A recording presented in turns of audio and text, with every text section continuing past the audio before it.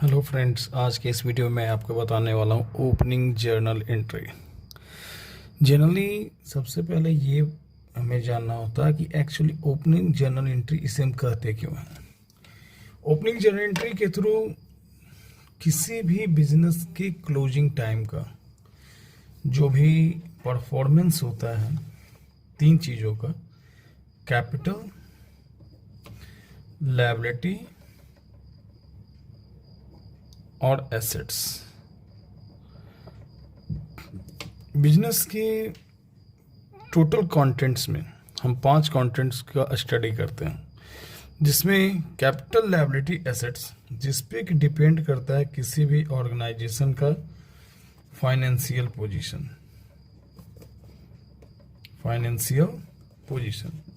और दूसरी तरफ हम देखते हैं एक्सपेंस और इनकम, जिससे कि किसी भी बिजनेस का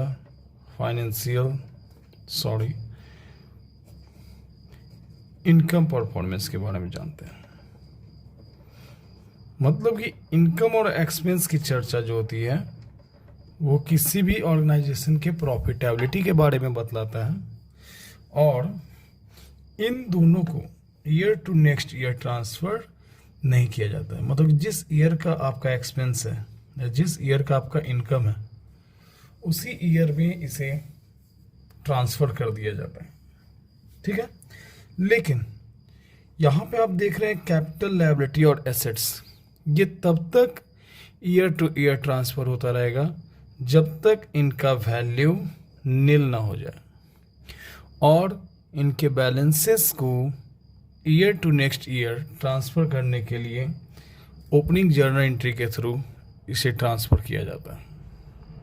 ठीक है, यहाँ पे आप जनरली जानते हैं कि यहाँ पे आपका कैपिटल क्या होता है। कैपिटल या लायबिलिटी या एसेट्स, इसके बारे में पिछले क्लासेस में मैंने आपको बताया था कि कैपिटल वो अमाउंट होता है जो बिजनेस का मालिक बिजनेस में इन्वेस्ट करता है।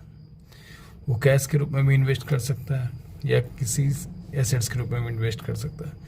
दूसरी तरफ लायबिलिटी था, तो लायबिलिटी के रूप में क्या था कि लायबिलिटी में जो भी बिजनेस के द्वारा उधार लिया गया हो या लोन के रूप में लिया गया या किसी तरह का सामान उधार लिया गया हो, तो वो बिजनेस के लिए क्या है, लायबिलिटी का काम करता है। जब तक आप उससे पेमेंट नहीं करेंगे तब तक वो आपके लिए लायबिलिटी होगा। और तीसरा पॉइंट आप देख रहे हैं एसेट्स। एसेट्स में होता है कि बिजनेस के फंड से या आउटसाइडर पार्टी के फंड से लाए गए वो सारे एसेट्स जो कि आप अपने बिजनेस में लॉन्ग टर्म यूज करने के पर्पज़ से लाए हों या शॉर्ट टर्म टाइम में सेल करने के पर्पज़ से लाए हों, तो वो एसेट्स की कैटेगरी में आता है। और ये ईयर टू ईयर ट्रांसफ़र जो होता है वो तब तक होता है जब तक इन तीनों का वैल्यू 0 ना हो जाए, और इन तीनों के बैलेंसेस को year to next year transfer करने के लिए हम यूज करते हैं ओपनिंग जर्नल एंट्री को।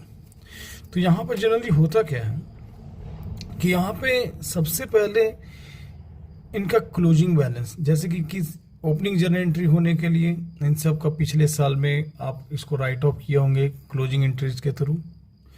उसके बाद उसके क्लोजिंग बैलेंस को नेक्स्ट ईयर में ट्रांसफ़र करना होता है एक सिंगल एंट्री के द्वारा, जिसे हम ओपनिंग जर्नल एंट्री कहते हैं। हमने यहाँ पर बताया है at the beginning of every accounting year, किसी भी अकाउंटिंग ईयर के शुरू में the closing balance of assets and liabilities must be brought into books. पिछले साल के क्लोजिंग बैलेंसेस एसेट्स का हो या लायबिलिटी का हो, उसे हम ट्रांसफ़र करते हैं, उसके क्लोजिंग बैलेंस को ट्रांसफ़र करते हैं इनटू नेक्स्ट ईयर के बुक्स में। This is first entry of the year. इसे किसी भी ईयर का पहला जर्नल एंट्री माना जाता है, इसीलिए इसे हम लोग ओपनिंग जर्नल एंट्री कहते हैं। इस एंट्री में एक्चुअली होता क्या है कि पिछले साल में जो भी आपका एसेट्स बचा वो एसेट्स नेक्स्ट ईयर आप ट्रांसफ़र करेंगे, और उसमें उन सारे एसेट्स को हम लोग यहाँ डेबिट करते हैं। जो भी फिक्स्ड एसेट्स हो, जो भी करेंट एसेट्स हो, सबसे पहले उन सारे एसेट्स को हम क्या करते हैं, डेबिट करते हैं। उसके बाद पिछले साल के जो भी लायबिलिटीज़ होते हैं, उस लायबिलिटीज़ को हम लोग नेक्स्ट ईयर की लायबिलिटीज़ में स्टार्टिंग एंट्री में, ओपनिंग एंट्री में ट्रांसफ़र करते हैं। और लायबिलिटीज़ का कौन सा बैलेंस होता है, क्रेडिट बैलेंस। अगर आपका एसेट्स ज़्यादा है और लायबिलिटी उसकी तुलना में कम है, तो वो जो डिफरेंस अमाउंट कहलाता है वो डिफरेंस अमाउंट कैपिटल कहलाता है। ठीक है, तो ये जो है इन तीनों के क्लोजिंग बैलेंस को हम लोग अगले साल एंट्री में ट्रांसफर करते हैं, जिसे हम लोग ओपनिंग जर्नल एंट्री कहते हैं। इसके अलावा इस टॉपिक में और कोई भी जर्नल एंट्री नहीं है। अगर आपको ये वीडियो अच्छा लगा हो तो इस चैनल को सब्सक्राइब करें, इस वीडियो को लाइक करें और